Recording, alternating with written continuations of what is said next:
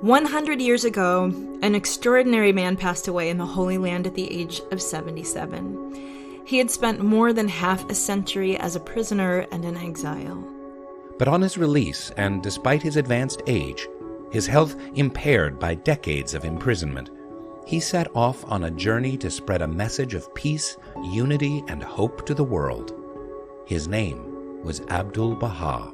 I could see the radiance of this man who was to make such an impression on all our lives. You see such power latent within that person. I never in all my life heard a voice like that. It was vibrant and ringing. I'm Rainn Wilson. And I'm Parisa Fitz-Henley. And in this series of podcasts, we'll be finding out about this unique figure in human history, celebrating his life and legacy and the enduring influence he has had on people around the world ever since. When he left the house, the sun disappeared, but that kind of sunshine never leaves one's heart. Through his public talks, his writings, his love and service to all who crossed his path, Abdu'l-Baha offered a pattern of right living to all people for all time. He was, in every sense of the word, an ambassador to humanity.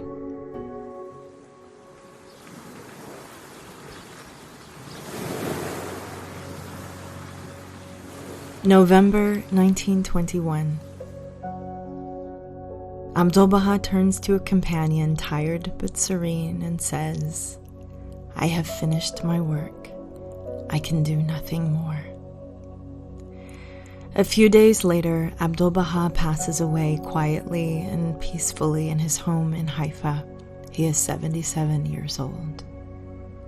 His grandson Shoghi Effendi writes, "The eyes that had always looked out with loving kindness upon humanity, whether friends or foes, were now closed.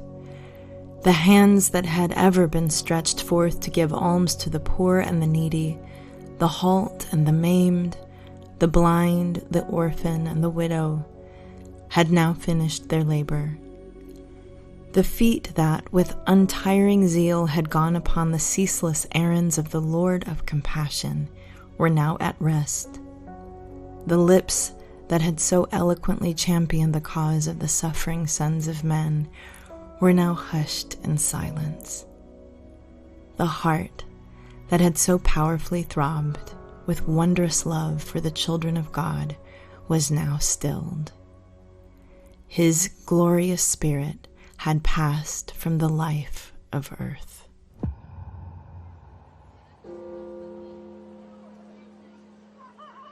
Early the next morning, news of Abdu'l-Baha's passing began to spread throughout the Holy Land. It causes an unprecedented stir. The life of one who, for decades, has been a loving and generous father, available to all without distinction, has come to its earthly end. Grief begins to swell in the city. The funeral is arranged for the next day. It is a funeral the likes of which Palestine has never seen. So deep is the love for Abdu'l-Baha. The mourners number some 10,000, representative of so many religions, races, and tongues. Journalist Michael Day describes the scene. To get an idea of the magnitude of this event, 1/2 of the population of the city of Haifa either attended the funeral or watching from the sides of the streets as the funeral procession went up the street. It was led by the police, the city constabulary, and then followed the Boy Scouts of the Muslim and Christian branches. There were Islamic choristers who were chanting from the Quran, and then there were the consuls of various nations that were stationed in Haifa.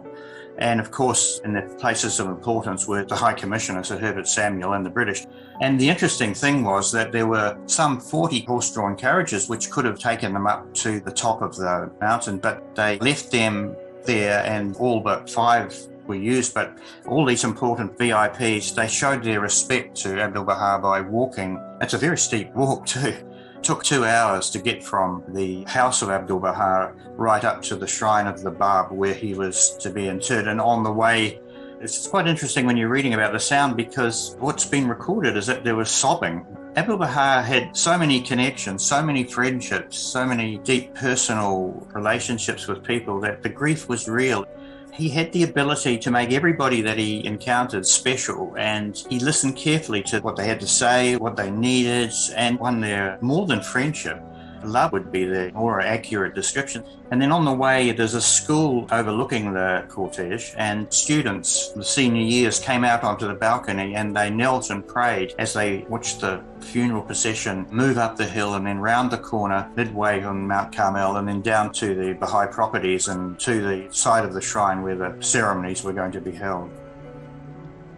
The High Commissioner for Palestine is joined in mourning by the governors of Jerusalem and Phoenicia, the chief officials of the government, the consuls of various countries, the heads of the religious communities, the notables of Palestine, Jews, Christians, Muslims, Druze, Egyptians, Greeks, Turks, Kurds alike, a host of his American, European, and native friends, and those who he had saved from starvation during World War I.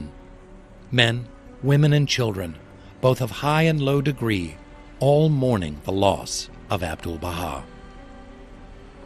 On this day there is no cloud in the sky, nor any sound in all the city but the sounds of grief. Some of the mourners push forward for the privilege of touching his coffin with their fingertips.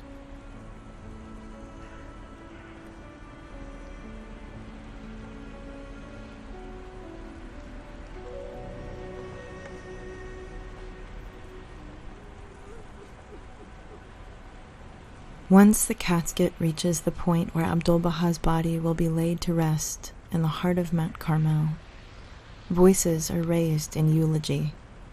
They pay their last farewell, united in their acclamation of the one they see as the reconciler of the human race.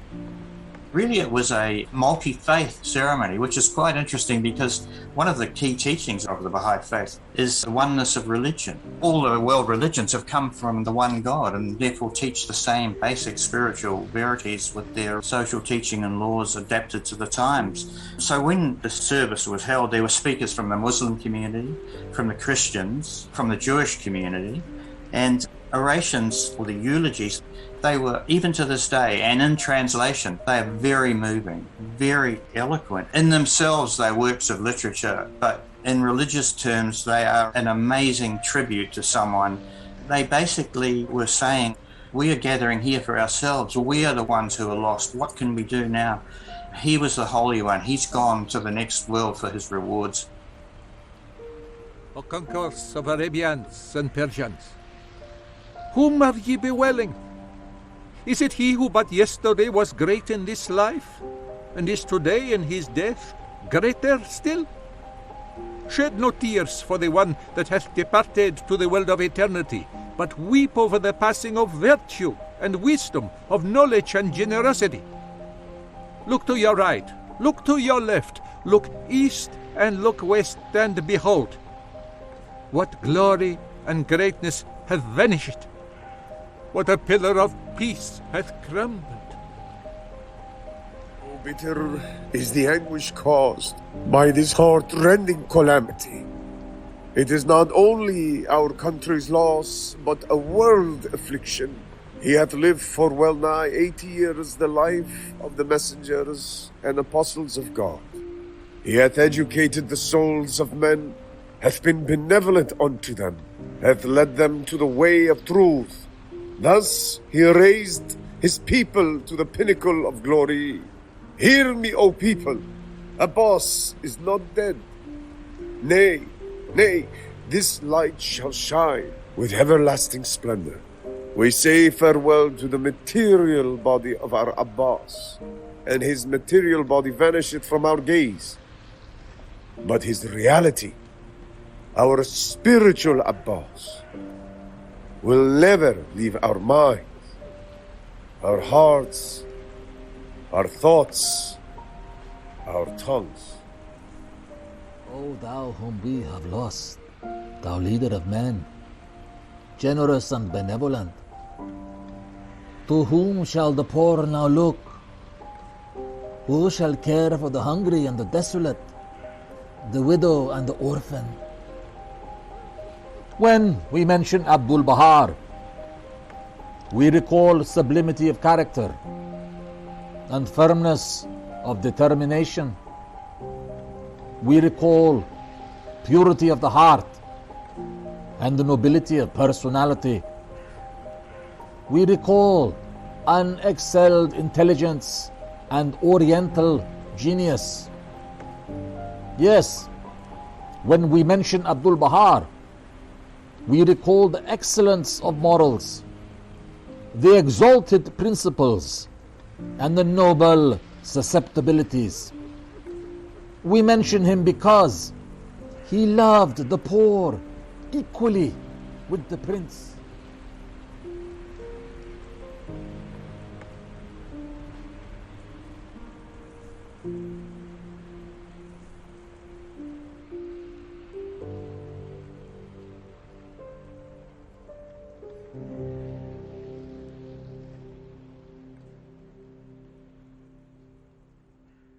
News of Abdu'l-Baha's passing reaches the newspapers of Europe and America.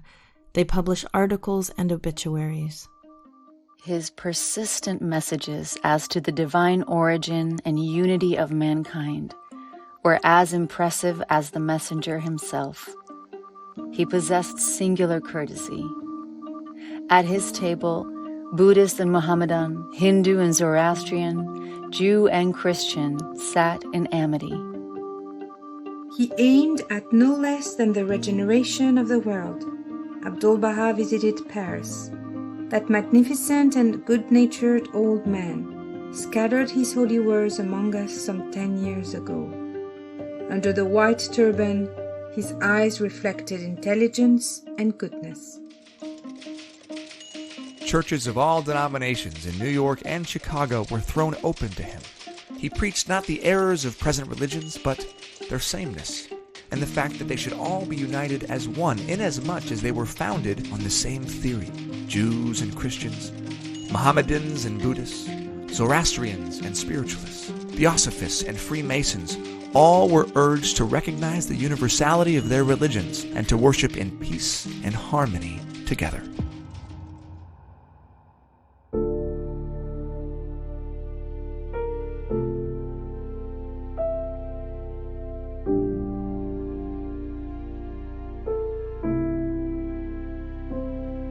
Abdu'l-Baha had called the multitudes, all peoples, all religions, all races, all nations, to unity and peace, to universal love and brotherhood, and having called them, his work on earth was done. These same multitudes, the peoples, religions, races, nations, will continue the work to which Abdu'l-Baha has called them. They will strive to abolish racial prejudice, as he strived to do when he spoke of oneness and universal brotherhood, defying the norms of the day, desegregating public spaces, and calling for interracial marriage. They will dedicate their lives to the establishment of world peace, as he had done when he spoke of unity with the leading thinkers of the day and summoned all to a more profound conception of the human family. They will call for the unreserved and absolute equality of women and men, as he had done when he proclaimed it an absolute prerequisite to the abolition of war. Any person touched by Abdu'l-Baha's example and alive to his vision of a united world are part of his continuing conversation with humanity.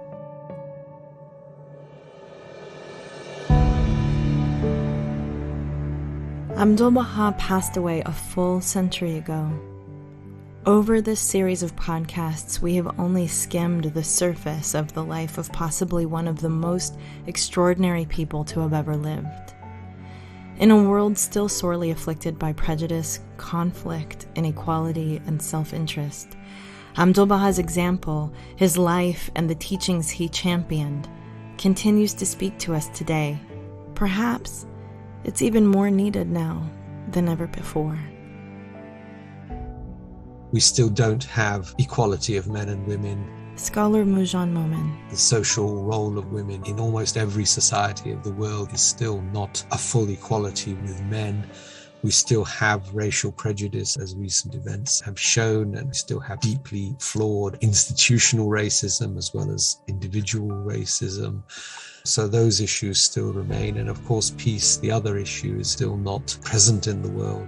Perhaps we don't have nations warring with other nations to the extent that we did have in the past, but what we do have is internal conflicts of factions within countries at physical war with other factions in those countries, and violence and conflict. All of these things were very much part of Abdu'l-Baha's discourse, and they are still very relevant today. The world must address these issues and must resolve them if there is going to be peace and prosperity. There can be no prosperity without peace, and there can be no peace without resolving these issues. Abdu'l-Baha taught that the most vital task before humanity is to build unity. Every other ill in the world, he said, is merely a symptom of the underlying disease of disunity. The law is unity. Dissension and division moves us the other way. Artist and writer Hubert Dunbar. So he is the exemplar of this unity that we must strive for in our personal vision, and he provides that to us. The writer Horace Hawley describes Abdu'l-Baha's unifying influence. Abdu'l-Baha has brought back in its fullness the ancient, the timeless vision of brotherhood, righteousness, peace, and love. Abdu'l-Baha has given this vision an expression in word and deed which transcends every limitation of race, of class, of nation, and of creed. No community can claim Abdu'l-Baha for their own spiritual leader and make his inspiration the justification of separateness, as men have done with every spiritual leader of the past. In the divisions of humanity, he has arisen as the true center and point of unity, a mirror reflecting the light of one love, one teaching to every horizon. As each community, seeking relief from its own restrictions and its sufferings, turns to Abdu'l-Baha for guidance, it finds all other communities illumined in the same compassionate love. Abdu'l-Baha was always searching for the precious point of unity where contrasting perspectives overlap and contending peoples can unite. Writer Bahiyyih Nakhjavani says this is also the task before humanity today. I think we've never seen so many conflicts and so many oppositions as we are witnessing right now. It's as if everything is an invitation to contradiction and conflict. Everything is a splitting of opinion. Everything is an invitation to attack and to deny. And everything Abdu'l-Baha did was in the opposite direction. And I was thinking again, you know how many times Abdu'l-Baha says, if someone gives you poison, give them honey. If someone attacks you, love them. If this is a person who's sick, then heal them. It's always opposites. In fact, he's using opposites, but he's using them in a constructive way so that they complete each other. They don't hit each other in conflict. So, I mean, we're really at a crossroads today where our oppositional thinking has gone so far that we're at risk of destroying the planet, of destroying civil society. Our democracies are tottering. Our educational systems have become decrepit and weak at the knees. Our health systems are falling apart with this epidemic. And over again, in times of crisis like this, you see people attacking the very fabric. It's as if they're trying to pull this piece of cloth to shreds. And here's Abdu'l-Baha who's saying, weave it together, find ways to make it constructive, build with it, don't destroy with it. He's not asking us to serve pablum up to the human race. We are all these contradictions. We contain all these opposite things.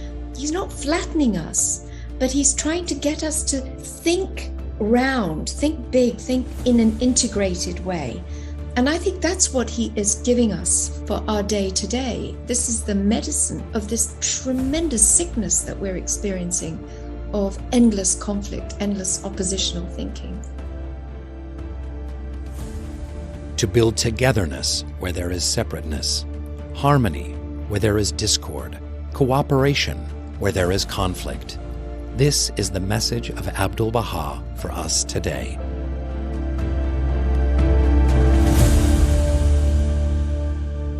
There is something I learned from Abdu'l-Baha which I feel should not be forgotten. His life was not really his life alone. It was the life of every one of us. It was an example for every one of us. If men and women all over the world were to arise in ever-increasing numbers and make Abdu'l-Baha's way of life their own, each pursuing his path with zest and confidence, what would the world be like? Abdu'l-Baha is more than a mentor, a philosopher, or a teacher. He embodies every virtue that we can imagine, and he seems to be a universal figure that anyone can relate to. Abdu'l-Baha represents for us forever this individual who wants us to become our best, wants us to become spiritually transformed. And by the best, I don't mean the richest. He made it very clear he wasn't talking about the person with the most number of education degrees, the most amount of wealth. By the best, I mean people who cared about other people, who sacrificed for other people, who served other people, and who were willing to give up as much of themselves as they could for the benefit of others. And this was certainly true of Abdu'l-Baha. And these are very rare individuals we encounter in the world. Abdu'l-Baha sorrowed with the sorrowful and the stricken and the afflicted in deep compassion. He rejoiced with the truly joyous. Thousands thronged to his door to seek relief. Some of them sought worldly goods, but many more desired the relief which only the goods of the Spirit can bestow. To them all, Abdu'l-Baha gave freely and abundantly. No one found his door shut. No one was turned away. No one left his presence empty-handed. He did not merely wait for the oppressed and the bewildered and the fallen to come to him. He went out to find them and to serve them. There's just so many stories that we've been blessed to have about how Abdu'l-Baha interacted with people of all social strata, all racial and ethnic backgrounds, and he did so in a manner that made it perfectly evident that they were already inside the circle of unity. His is a life of divine servitude and a glorious example for all who are desirous of promulgating brotherhood and peace among mankind. I have never known him to command another to do anything which he has not already fulfilled. For me, he stands as an example because he was able to embody these qualities of both love and justice, love and principle. So when I think about undertaking actions myself, I often will ask myself, what would Abdu'l-Baha do? How would he think about this? What were his standards? So in a world that is very confused about standards right now, for me, Abdu'l-Baha is that standard. He provides that view of what is honorable, what is good, what is constructive about belief and about action. I had received some of the spirit that he always gave forth is something that I would treasure forever. We have not yet plumbed the depths of Abdu'l-Baha's being. He never forgot for a moment that we were souls having a material experience. When I think of Abdu'l-Baha, the two words that come to me most are love and service. And Abdu'l-Baha is saying service in love for mankind is unity with God.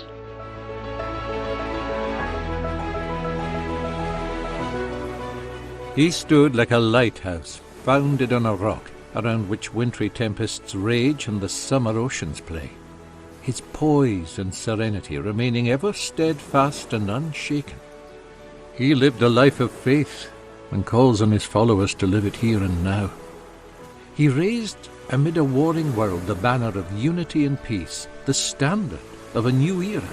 It is the same Holy Spirit which inspired the prophets and saints of old, but it is a new outpouring of that Spirit, suited to the needs of the new time.